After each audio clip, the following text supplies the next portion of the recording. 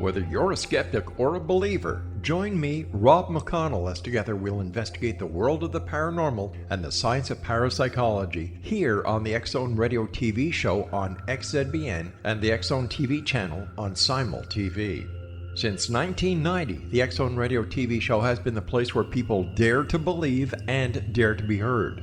Together, we'll investigate UFOs, aliens, ghosts, Bigfoot, psychic phenomenon, lake monsters, conspiracy theories, government cover-ups, the truth embargo, alien abductions, ESP, haunted locations from around the world, and so much more.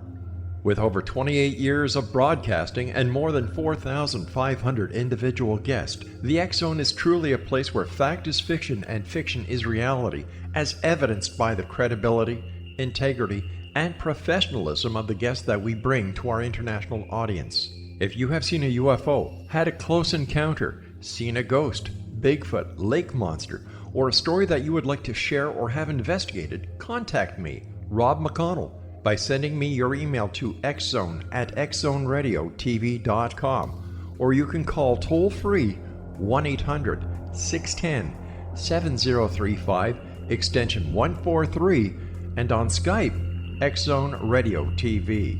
For more information on the X-Zone Radio TV show with yours truly, Rob McConnell, visit www.xzoneradiotv.com or www.xzonetvchannel.com or simultv.com and xzbn.net. Until next we meet here in the X-Zone from our broadcast center and studios in Hamilton, Ontario, Canada, always remember, X-Zone Nation, keep your eyes to the sky and your heart in the light.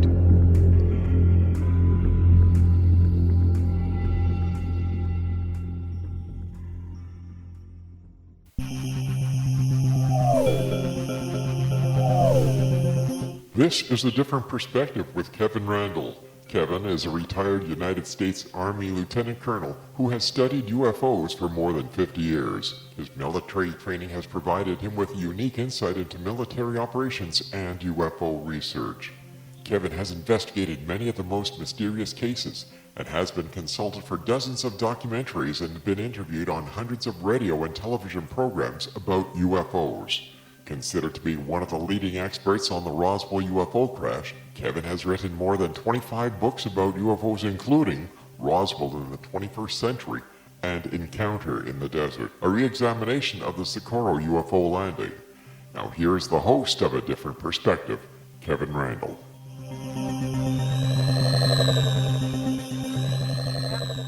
This edition of A Perspective, I am in fact Kevin Randle. There you go. Before I join my guest, or my guest joins me, Peter Davenport, I want to do two quick things. Number one is, for those of you who are interested in the Bermuda Triangle and the number of disappearances there, a ship called Copaxia, I think it was, disappeared in 1925, and it's listed in the various chronicles of disappearances in the Bermuda Triangle. It has been found.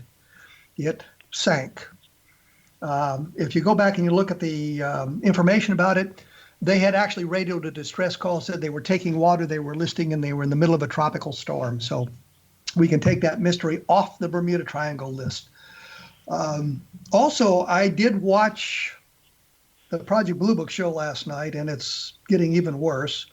I object to the way they're treating the military in that and what they're showing the military people doing. But I did notice one thing that I found interesting. I had mentioned a while back that the General Harding, played by Neil McDonough, was wearing an Air Force Commendation Medal, and they're set in 1952, and the Air Force Commendation Medal didn't exist before 1958. I noticed last night that his ribbons have changed. So I wondered if they heard my complaint and took it to heart, or they just have no continuity that we need to talk about. Anyway, that was my comments about a couple of things there that I wanted to get off my chest before we began. As I say, I'm going to be joined by Peter Davenport, who is the director of the National UFO Reporting Center since July of 1994. He was born in St. Louis, Missouri, where he lived to the age of 14, and he has my condolences about living in St. Louis. Peter received his undergraduate education at Stanford University in California, where he earned a bachelor's degree in both Russian and biology and a translator's certificate in Russian. And if he learned to speak Russian, he's got my admiration. His graduate education was completed at the University of Washington in Seattle, where he earned an MS degree in genetics and biochemistry of fish from the College of Fisheries, and as well as an M.B.A. degree in finance and international business from the Graduate School of Business. So he's a well-educated man here. Peter's worked as a college instructor, a commercial fisherman, a Russian translator in the Soviet Union, a fisheries observer aboard the Soviet fishing vessels, a flight instructor, gliders, and a businessman. Peter was the founding president of the Seattle-based biotechnology company, which at the time employed over 300 scientists and technicians. Peter has had an active interest in the UFO phenomenon from his early boyhood. He experienced his first UFO sighting over St. Louis Municipal Airport in the summer of 1954, and we'll get him to discuss that a little bit with us here when we begin. And he investigated his first UFO case during the summer of 1965 in Exeter, New Hampshire, which is an interesting case as well. In addition, he has been witness to several anomalous events, possibly UFO related, including a dramatic sighting in Baja, California in February 1990. So he wins over me. I've got one really crappy sighting, possibly. I don't know. In addition to being the director of the National UFO Reporting Center, Peter is a current member of MUFON and a former co-state section director of King County and a former director of investigation for Washington State chapter of MUFON. Peter Davenport, welcome to A Different Perspective. Thank you, Kevin. It's delightful to be here. I've known of you and admired you for decades, and it's a real pleasure finally to have an opportunity to do a program with you. I'm looking forward to this. I am not sure why we haven't done this before. Yeah. We should have. And I'm sorry that we've now out of time after that introduction. We have to go away now forever. No, I'm just kidding. Sometimes we have to be a little silly here. I don't know why. I enjoy that style. You mentioned in the biography here that we did that you had your first UFO sighting in 1954 in St. Louis. Tell me a little bit about that.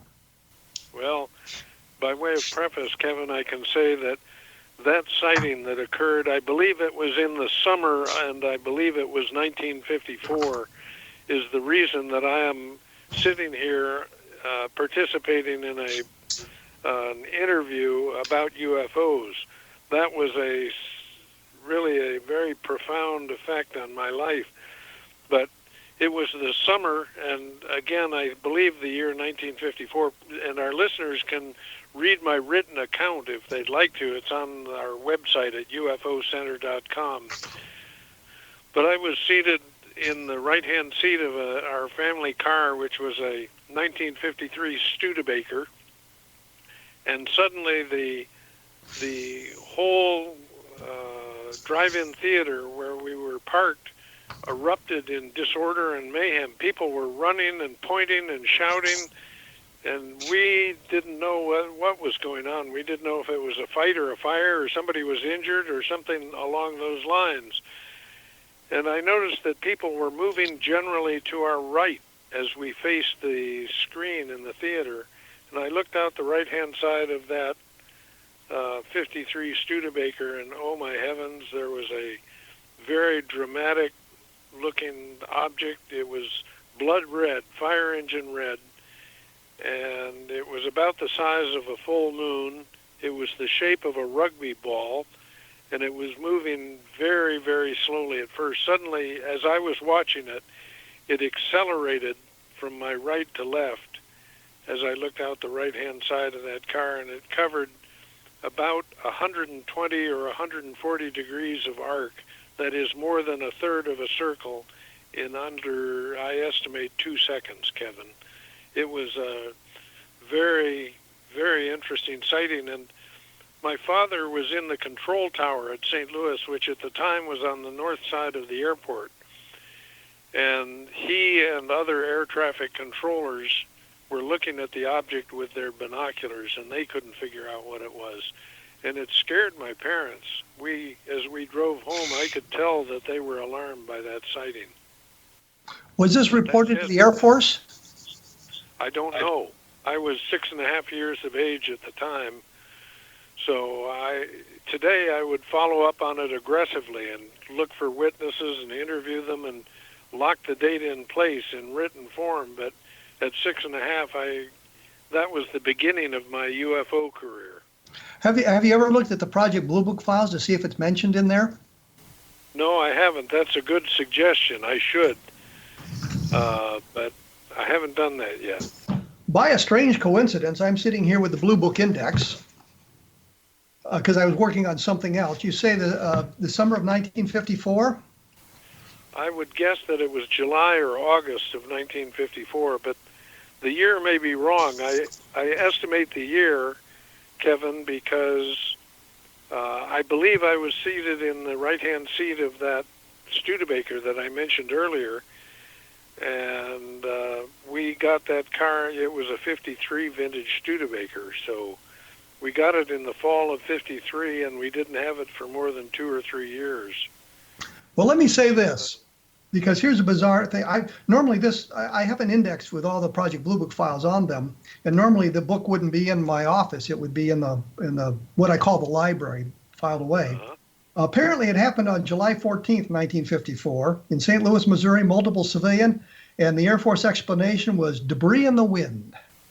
Oh, that's nonsense. You have given me a great service by identifying that. July 14th, I will change the date in my written report on my website, but it was a doozy of a sighting. And when I was a kid, because my father worked in the airlines, I prided myself in being able to identify almost any kind of airplane, either by eye or by ear. I could tell the difference between a DC-6 and a DC-7, I believe, just by listening to the engines. And the object I saw was nothing that came from this planet. I'm convinced of it. And to have an object accelerate from almost a dead stop and cover 120 to 140 degrees of arc in under 2 seconds, maybe a second and a half, just rules out any kind of terrestrial aircraft, I feel. I've found myself getting immersed in trying to follow up on this sighting because I happen to have some documentation sitting right here. Almost lost track of the time. We're going to have to break away for a few moments here. I'm here with Peter Davenport. We're talking about UFOs, about his first sighting, and we're doing a little bit of investigative work right now as I speak. My blog will have additional information up at www.kevinrandle.blogspot.com. I have for Peter here, the website is www.nuforic.org. Is that the correct one? My website? Yes. My website is ufocenter.com. 9 letters, 1 word. UFOCENTER.com. And this is and the other one is the reporting organization where people report? Oh, NUFORC takes you to the same website. We adopted a website and gave it a name, and then we changed the name, but both of those addresses will lead to the same website. Okay, we will be back right after this with Peter Davenport, and we'll follow up a little bit more on his UFO sighting, so stick around.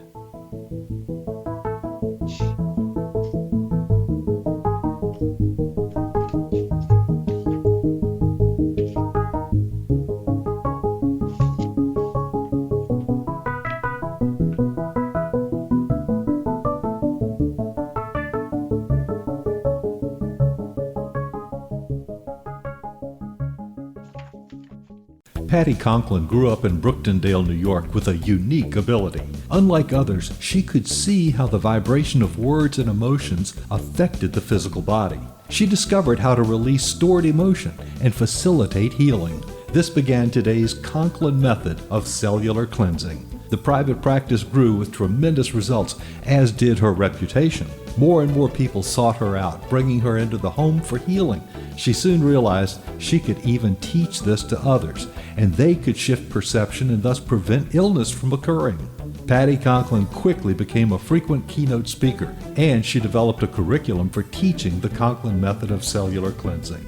For more information, visit pattyconklin.com, PATTICONKLIN, pattyconklin.com, or call 404 404-474-0086. That's 404-474-0086.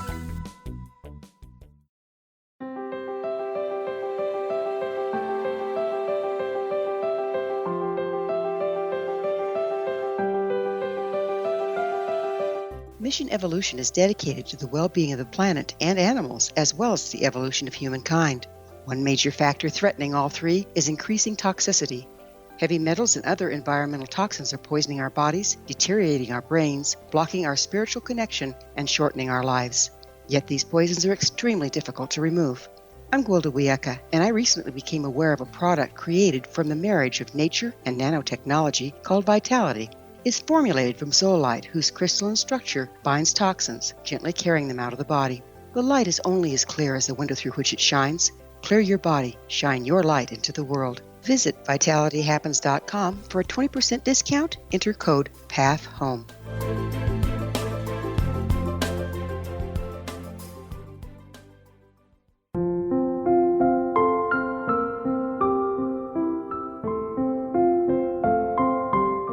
I am Dr. Carl O'Helvey, founder, president of a new cancer foundation focusing on evidence-based physical, mental, and spiritual interventions, including natural cancer cures, prayer, meditation, affirmations, nutrition, and other related holistic cancer prevention and cure modalities.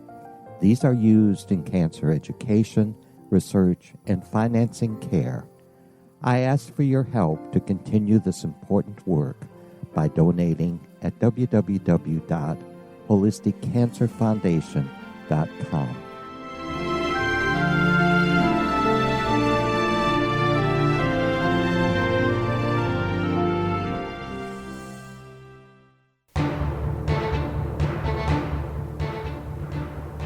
I am here with Mr. Davenport, he of the National UFO Reporting Center.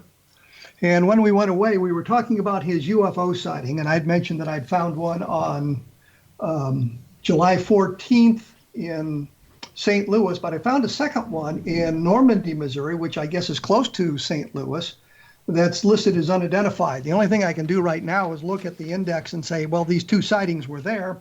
I can't pull up any data on them at the moment, given the way things are set up around here and the way my office is set up. So I'll have to look at that later on, and I will put more information about it in my blog at www.kevinrandle.blogspot.com when I get the story up. So the craft that you saw, you were with your parents at a drive-in movie, and you say your father worked in the control tower, so you're familiar with aircraft, so you know it wasn't an aircraft of some kind. Couldn't possibly have been an aircraft, Kevin. Not one of terrestrial origin, anyway. It was blood red, and I remember how bright it was and how slowly it was moving, but I've forgotten. I seem to recall that it was illuminating the entire airport, and that's a big airport. It has a major runway is 10,000 feet long or longer, 2 miles long, so whatever we were looking at that night was very dramatic, and my parents were shocked by it. I remember, as I mentioned before the break, I remember how alarmed they were as we drove home from the airport to our home in Ferguson, Missouri. They did not like the looks of that event at all. Were they frightened by it or just amazed by it? Frightened by it, and in later years and decades, when I became a fully fledged UFO investigator, I noted that my mother was very alarmed by the concept of UFOs. She didn't like that idea at all. And whether it started as a result of that sighting in July or August of '54, or whether it was just natural fear of the unknown, I never discovered. I never asked her that question. I wish she were still alive so I could resolve that issue. But my father, I remember when we picked up my father on the north side of the airport after the movie, that was the first thing out of his mouth was whatever it was he had seen from the air control tower.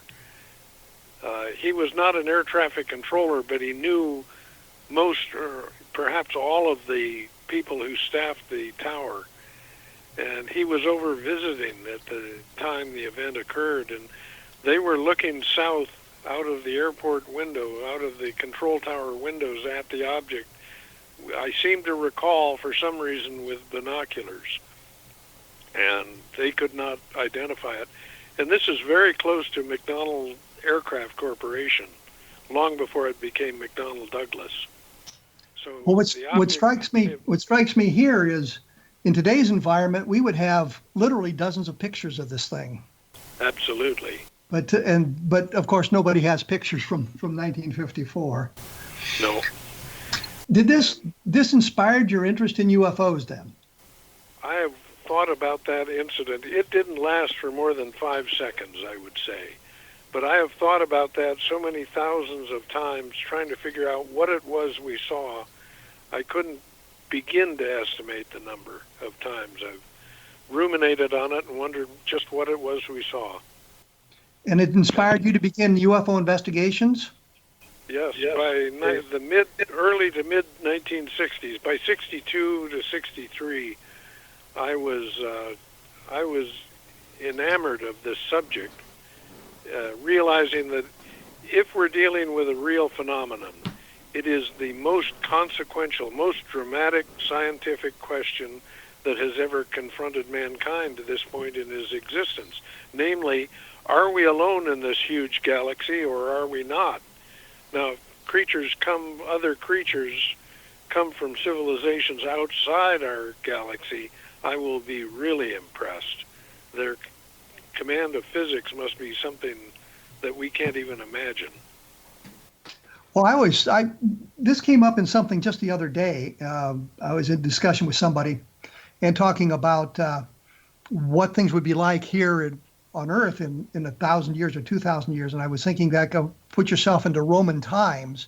Could you envision airplanes, cars, the internet? I mean, I'm here in Iowa, you're in Washington, the studio is in Canada, and we're having a conversation that'll be broadcast all over the world. They could have possibly envisioned anything like that. And of course, we can't really envision what things are going to be like in 1,000 years, which is, right, I find very sad, because I'd like to know. Years ago, they couldn't even have imagined another continent on the planet that they were trapped on. I mean, if you'd gone to them and said, there's a place like Iowa out in the central part of another continent, they would have thought you were a madman. They would have crucified you. Well, yes, but I mean even the leaps and bounds in the last 50 years.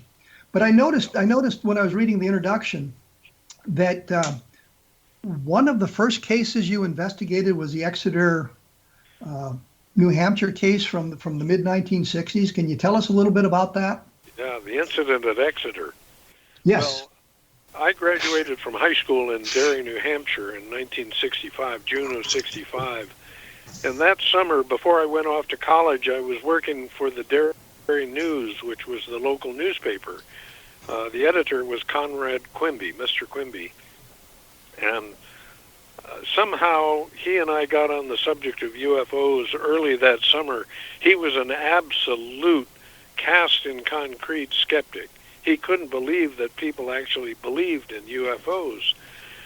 So we continued that discussion all summer long. Ironically, about the 4th or 5th of September, 1965, the Manchester Union Leader, a well-known newspaper in that part of the woods, published an article about a sighting that 2 police officers and a hitchhiker allegedly had experienced near Kensington, New Hampshire. Actually, the incident occurred in Kensington, which is just south of Exeter.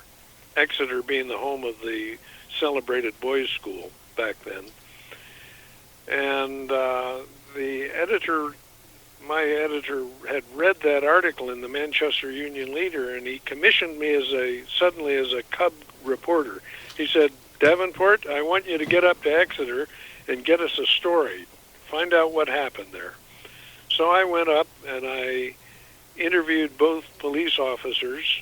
Their names were Hunt and Roland, I believe. And I interviewed over the telephone a young 18-year-old high school graduate who was about to go into the Navy. His name was Norman J. Muscarello. And the three of them allegedly had stood on a remote road staring off into a very large 40 or 50 acre field, watching a disc-shaped object with pulsing lights around its flange zip all over this field. And I was left convinced, and I think I expressed this sentiment in the two articles I wrote for the Derry News. I was convinced that they were serious-minded people, and they were telling the truth about what had happened to them a few days earlier.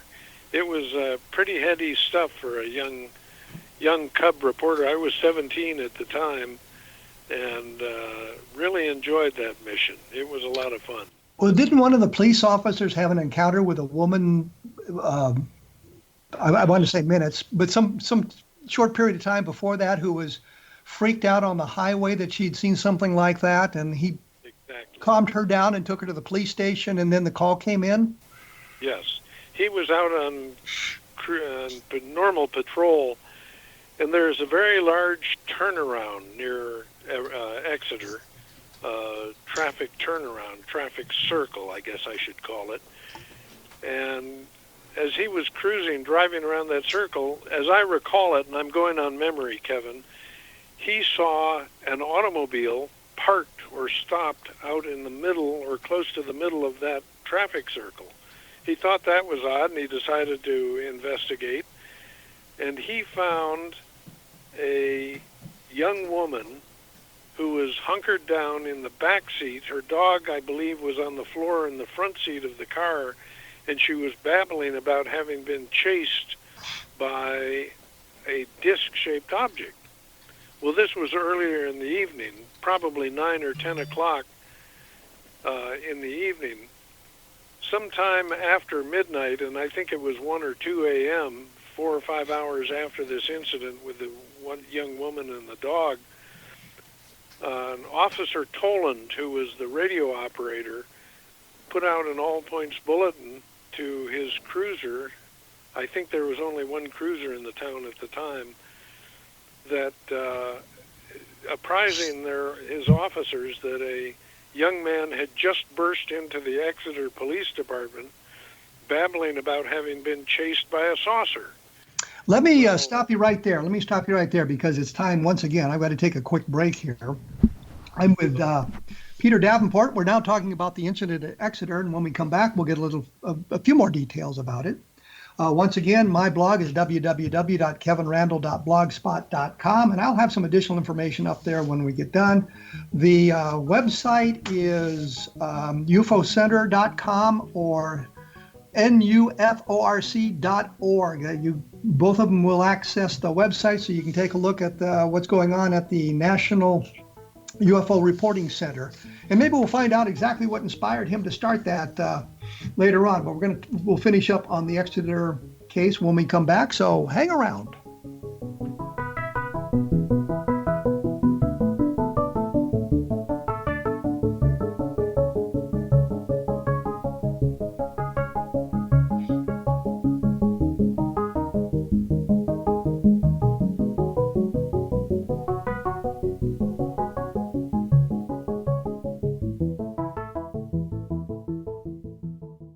Audience. If you have seen a UFO, had a close encounter, seen a ghost, Bigfoot, lake monster, or a story that you would like to share or have investigated, contact me, Rob McConnell, by sending me your email to xzone@xzoneradiotv.com, or you can call toll-free 1-800-610-7035, extension 143, and on Skype, X-Zone Radio TV.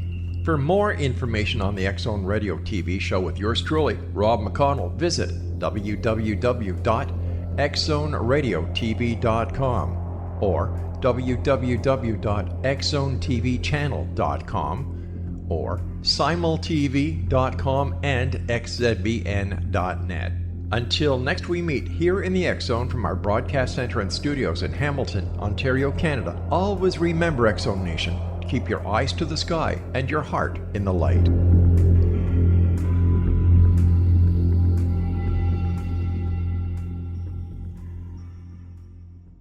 Join Patty Conklin and Healing Within Radio each week. More than entertainment, Healing Within offers educational, useful tools for everyday life. Listen for help overcoming fear, anxiety, and depression. Patty knows about eliminating cancer, MS, dementia, Parkinson's, and a host of illnesses that we face every day.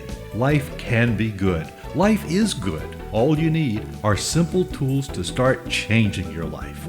Start right now by visiting pattyconklin.com, PATTICONKLIN. No matter where you are in the world, you can work with Patty through Skype, phone, or in person, visiting one of her retreats in Georgia.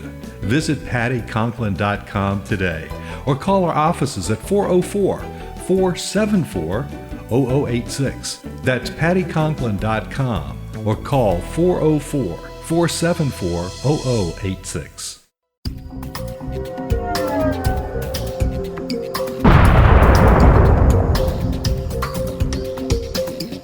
Coming soon to the X Zone Broadcast Network is A Different Perspective with me, Kevin Randle, as your host. We'll be taking a close look at what is happening in the world of UFOs today with side trips into the paranormal. Guests will range from those who are household names to those who have a different perspective on a variety of topics. No topic will be taboo, but there will be tough questions asked as we all search for the truth about UFOs, the paranormal, and those things that excite us. Sometimes we'll agree with a guest and sometimes we won't, but we'll try to keep the program topical. For those of you who would like to read, be sure to visit www.kevinrandle.blogspot.com and remember to listen to the other fine programs on the X Zone Broadcast Network at www.xzbn.net.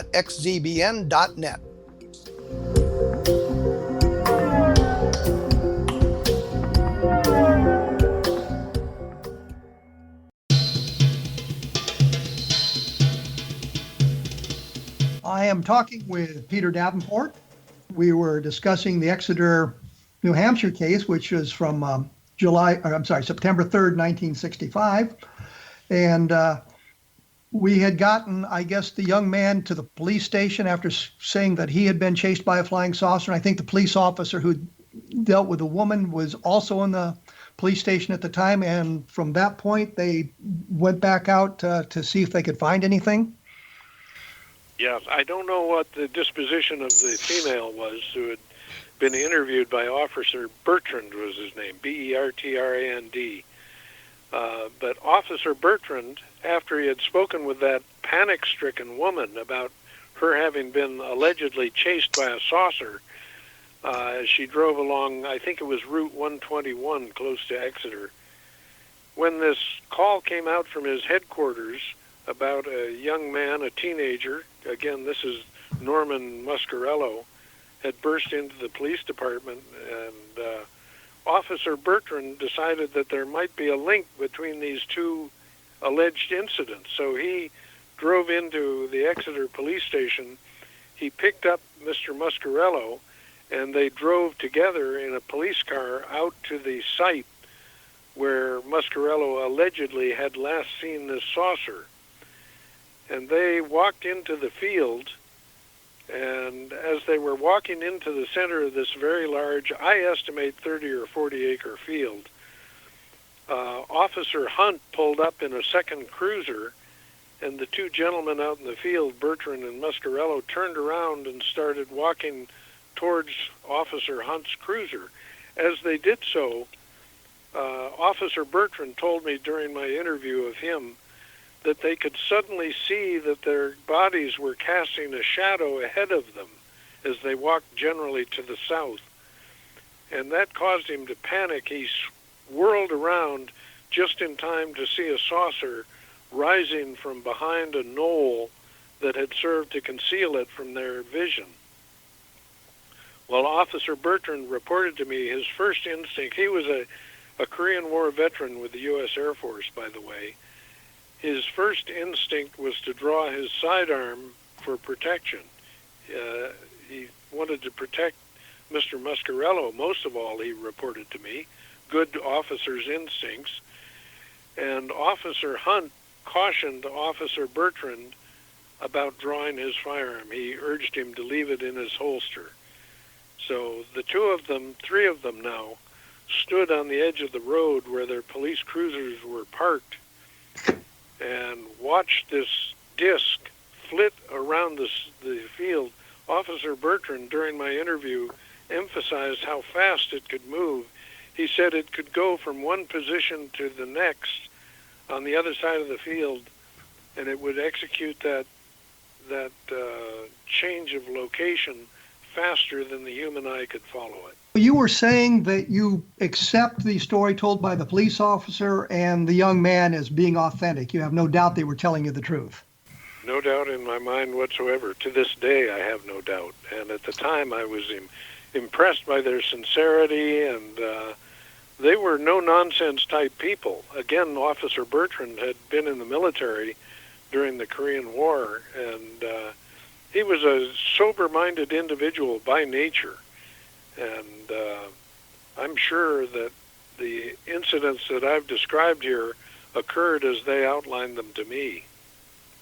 It was a very dramatic event. And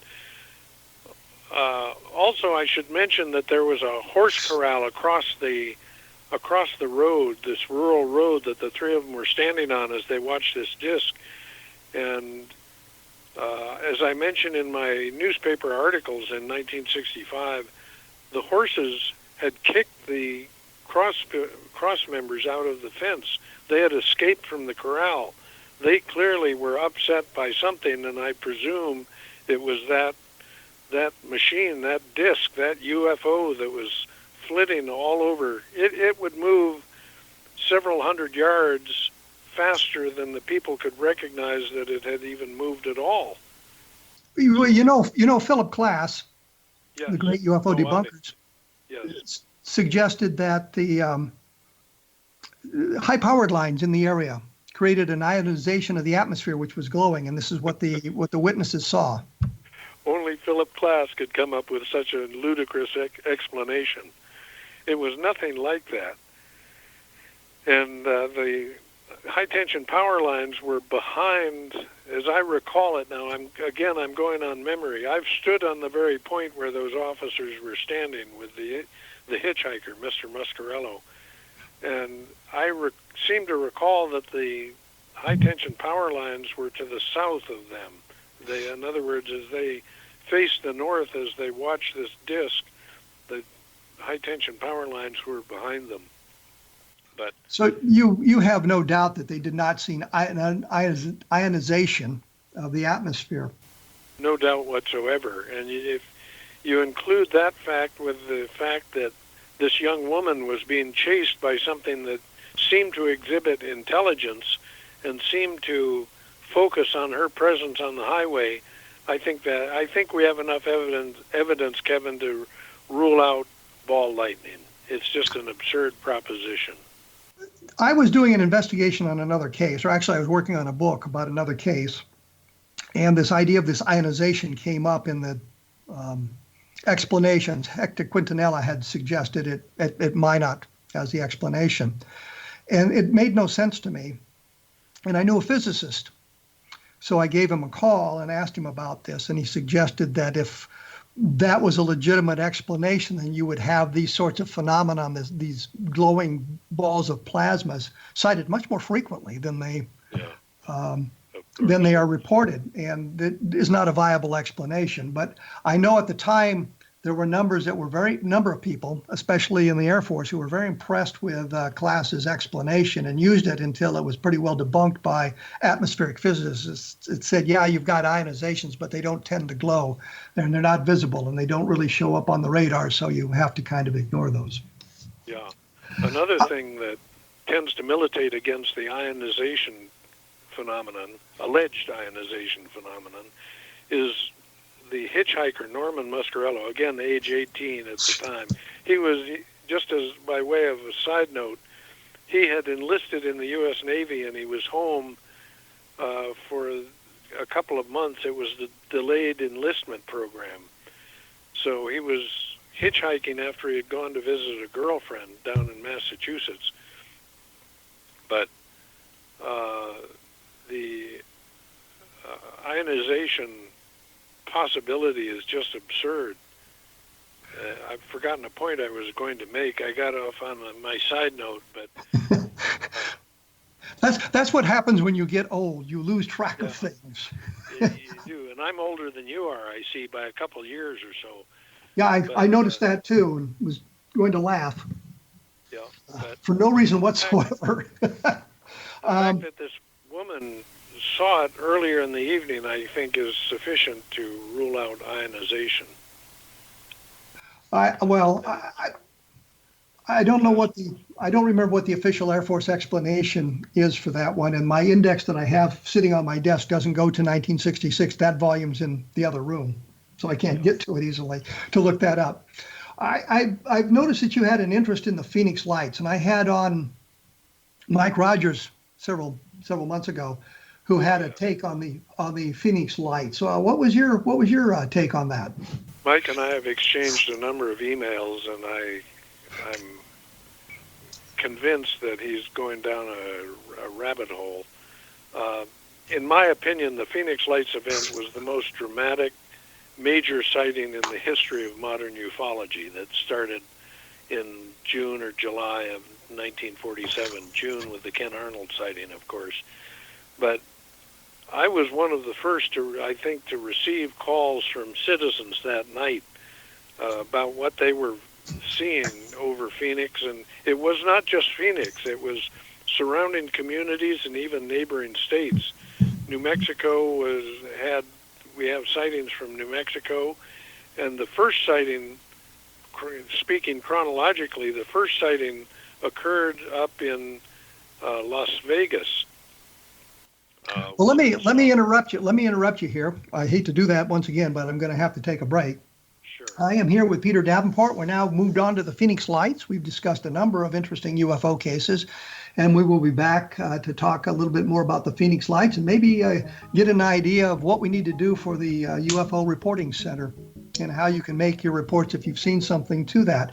Once again, I will have information on my blog at www.kevinrandle.blogspot.com. Take a look at Encounter in the Desert, which is my book on the Lonnie Zamora sighting from 1964, and of course Roswell in the 21st century, which deals with the look at the Roswell case, a re-examination with the information that we have in today's environment. I will be back right after this with Peter Davenport talking a little bit more about UFOs, so please stick around.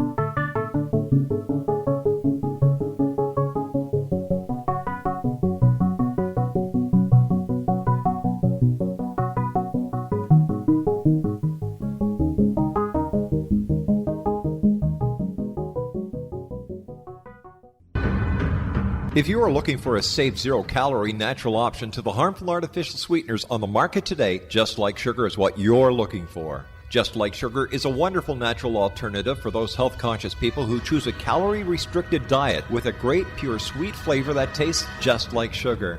Just Like Sugar is a great natural option for people suffering from diabetes and may be useful in restricted diet programs where standard sugars are not allowed and does not cause a laxative effect of some other sweeteners. Just Like Sugar comprises a perfect blend of chicory root fiber, natural calcium, natural vitamin C, and Just Like Sugar's sweetness comes from the natural flavors from the peel of the orange. Just Like Sugar is a natural alternative to harmful artificial sweeteners and will change the way that you believe all natural sweetener products taste. Just Like Sugar is available at your local Whole Foods markets, Wild Oats markets, Henry's, Sun Harvest, and many other fine natural food stores in the U.S., Canada, and worldwide. They are here, and they've been here for thousands of years, making their presence known in the shadows. They might be seen by a lonely motorist on a deserted road late at night, or by a frightened and confused husband in the bedroom he is sharing with his wife. But who are they? What do they want? Why are they here? Perhaps most concerning, has the government been aware of their presence all along? The new book by Ellie Marzulli, UFO Disclosure, the 70-year cover-up exposed, delves into the world of UFOs. Can full disclosure be soon? Order now and receive a free hour and 37-minute DVD on the UFO phenomenon. UFOs are real. Get both the book and the DVD, a $40 value, for only $19.99. To order your book and DVD today, go to lamarzulli.net. That's LAMARZULLI.net. You have heard of the X Zone? Now watch it on Simul TV, plus 500 video games, live TV channels, free video on demand, worldwide, and more. Does this sound like tomorrow's television? Well, it is, but you can have it today, right now. It is Simul TV. Simul TV offers what the others only wish they could provide. 15 exclusive channels like X Zone, sci-fi, and horror. We are worldwide. No other provider offers that. 500 built-in video games. No need to have an extra expensive system. We have them included. Free video on demand.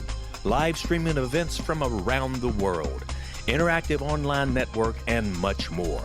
Tomorrow's TV today. Simul TV. Sound too good to be true? Well, it's not. You can have Simul TV today. Sign up at simultv.com. Do it today.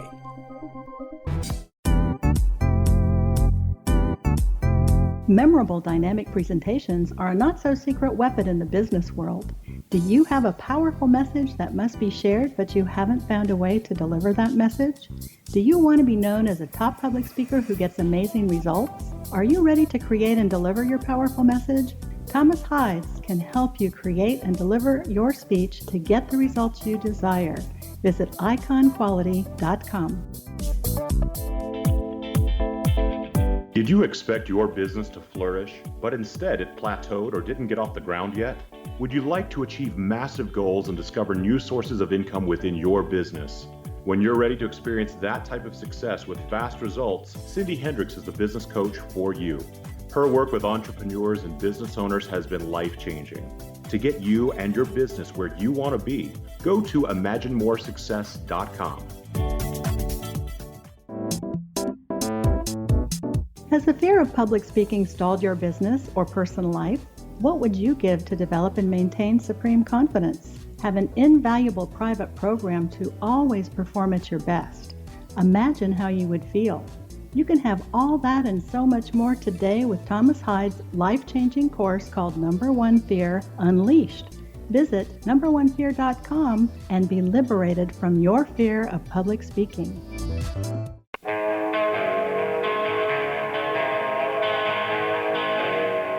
I am here with Peter Davenport.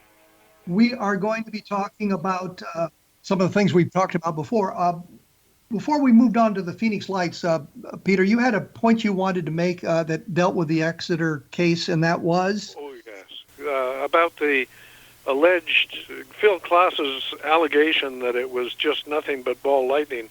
The hitchhiker, Norman Muscarello, reported to me that as he was walking down this road in Kensington, New Hampshire, he became aware of this disc that was flitting about the sky.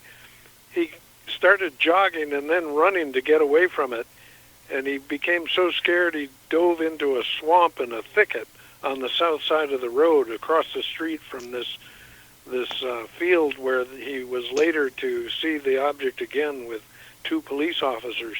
He reported to me that as he hid in this thicket, the object came directly above him and stopped, and it tilted 90 degrees, and it turned its high beams on. He said he's never experienced light as bright as that.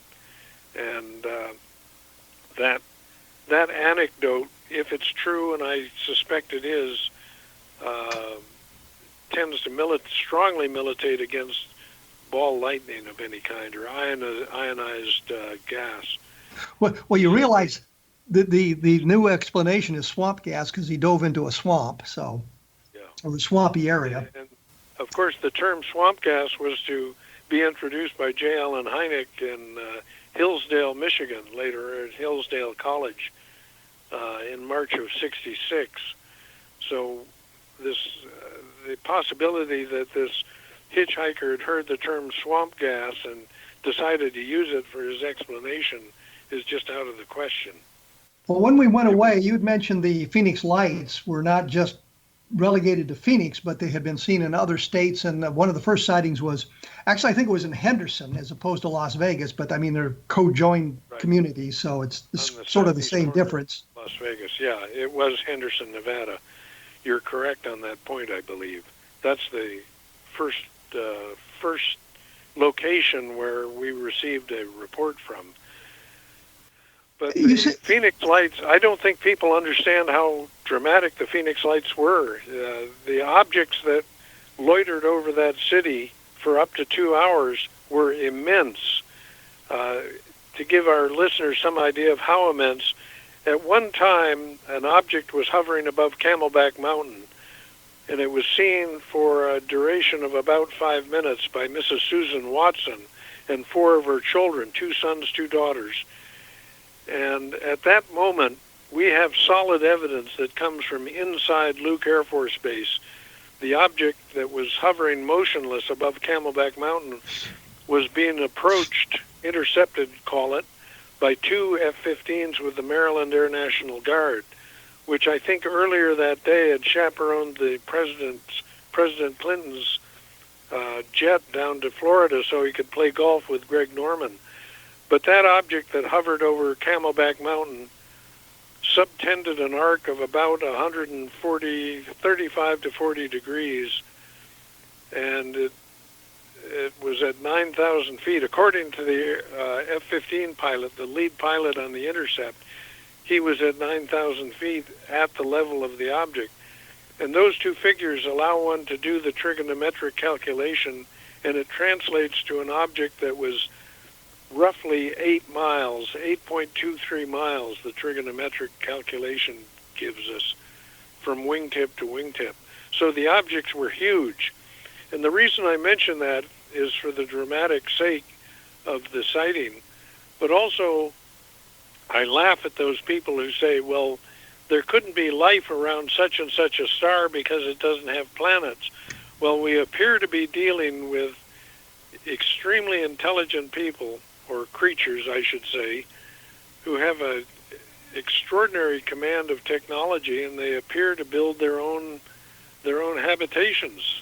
Well, I would think the argument that there's not planets around other stars has pretty well been shot down by all the exoplanets we've discovered in the last 15 or 20 years. And I think in 1997, the problem was we postulated planets around other stars. We just didn't know, and now we know.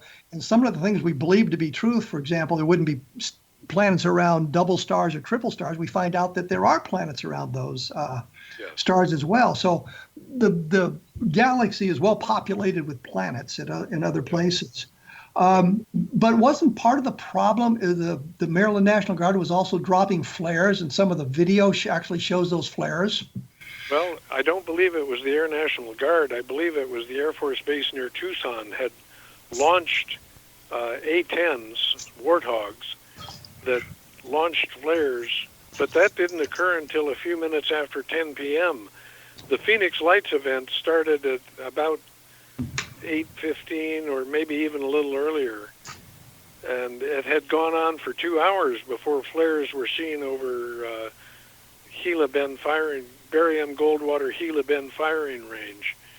So my suspicion is that those flares, and I believe they were flares, Lynn Ketai and I tend to disagree on this point, those lights that were visible to the southwest of Phoenix at about 10 or 10:05 p.m. that night were probably red herring. They were probably a deception by the Air Force to cover the dramatic nature of what they were fully aware of.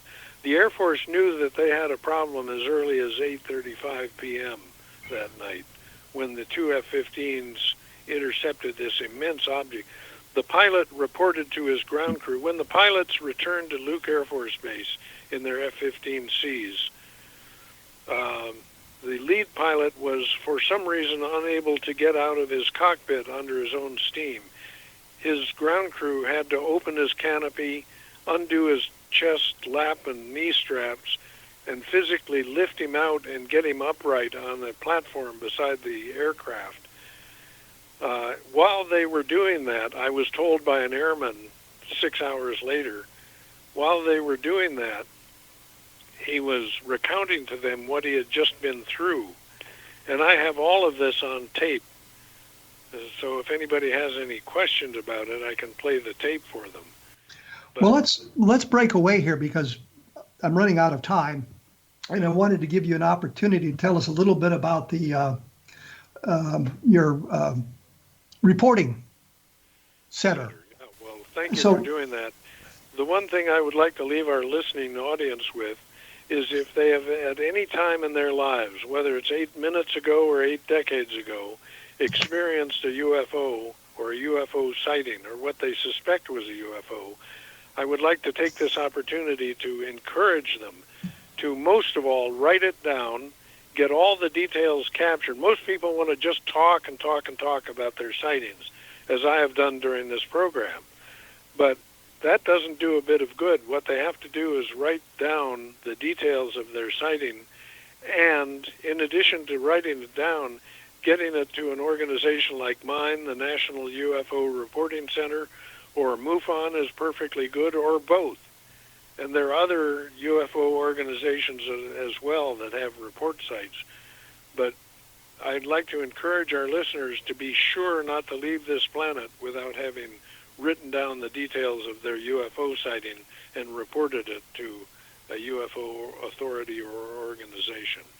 So send it to your UFO center at www.ufocenter.com. At ufocenter.com, we have a blank online report form. It's like a blank job application. You can just write out the details of your report, spell check it, copy and paste it into the description box of our report form, fill in the other boxes, the time, the date, the duration, the location, and contact information for the witness. And we will then post that report, albeit anonymously. We do not release any personal information about people who contact our center. And that will preserve the information and make it available to the public. Well, thank you much, Peter. Appreciate you taking your time to join us here on a different perspective, and we'll have to do it again. I'd love to, and it's been a delight working with you, Kevin. I appreciate the invitation. Well, thank you. I appreciate the kind words. Next week, I'm going to do something a little different, I believe. I've been looking into the drone reports from southwestern Colorado, southwestern Nebraska, and southeastern Wyoming over the last few weeks. And I want to do a program about that, sort of an investigative report about that. So it's just going to be me kind of filling you in on what I've learned about the drones and how I've gathered the information and how it's come about. Because I can't find one person that really is,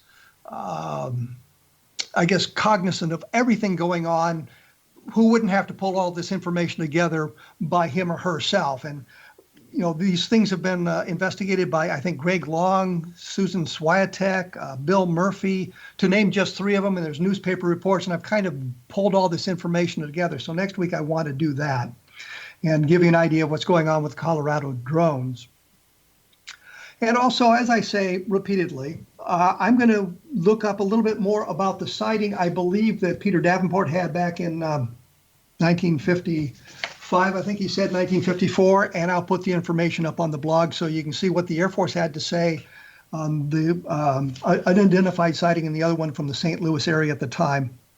And please, if you have questions, you can put them at the end of one of the blog entries. I won't necessarily post it. It'll be anonymous, and then I'll ask the questions for the person coming up next time about what interests you in their investigation. Take a look at Roswell in the 21st century. I think it's the best compendium of the information as we have it today. And of course, Encounter in the Desert about the Lonnie Zamora sighting. I will be back in 167 hours, so look for us in about a week. Thank you much.